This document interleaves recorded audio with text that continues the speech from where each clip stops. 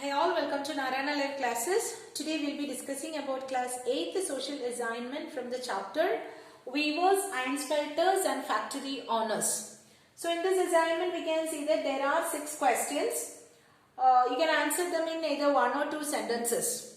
Let's see what is the first question. What is Jamdani? So the term Jamdani is a fine muslin on which decorative motifs are worn on the loom, typically which are in grey and white color. So the grey and white color decorative printed stuffs are what we call as Jamdani, and basically it's a muslin cloth.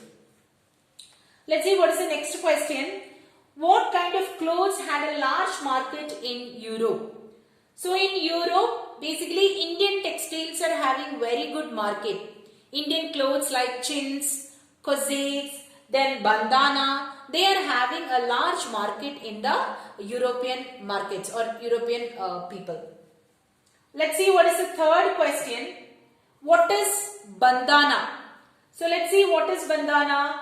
The word bandana now refers to any brightly colored and printed scarf for the neck or head. So the one which we cover either on our neck or on our head is what we call as bandana. And the word bandana derived from the Hindi word bandana, which means tying. And it's a variety of brightly colored cloth produced with a different method of tying and dyeing. So it is the word bandana. Bandana means tying, and it is the colorful printed material which is used for either the neck or for the head. Let's see the fourth question.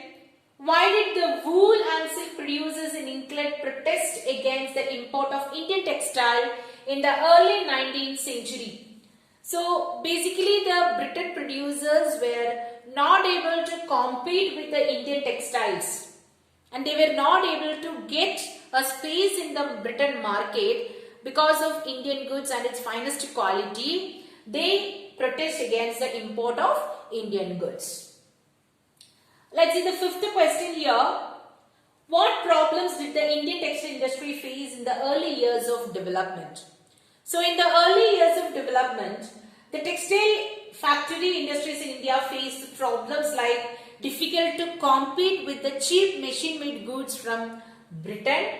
Then in most countries, the government supported industrialization by imposing heavy duties on imports. But in India, that heavy duties could not function because Britain were the colonial masters here. So they imported their goods for a cheaper rate to the Indian markets. That was a great hurdle for the Indian weavers.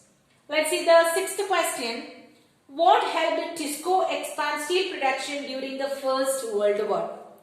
So during the First World War, when TISCO set up, and the Britain mills in India, especially the cotton mills in India and the industrialized machines in India, they were busy in producing war-made goods. Right, we'll see here. By the time TISCO was set up, the situation was quite changing. In 1914, the First World War broke out, and the steel production in Britain had to meet the demands of war in Europe. So they have to produce the war-made goods. They could not concentrate much on the Indian mills and the Indian producers. So the import fell dramatically, and the Indian railways turned to TISCO for the supply for their rails. The import from Britain has reduced. So now they have to depend on the Indian mills to supply the rails, supply the raw materials for them. So that is why the British, especially the railways, they turned towards TISCO to supply the rails.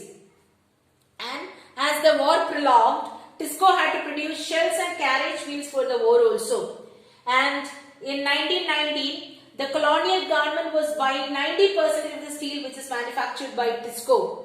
By the time TISCO became a biggest industry in India. So during 1919, First World War, when Britain could not focus much on the Indian production or Indian supply, they depended, especially the railways and all, for the rails, they depended on TISCO. Not only for that, even they have to prepare shells, then the carriage wheels, everything they need to prepare. By the time First World War got over, TISCO became one of the largest and the biggest iron and steel with the British Empire. So these are the questions. You can read them carefully. After reading carefully, you can answer the questions. Thank you all. Have a good day.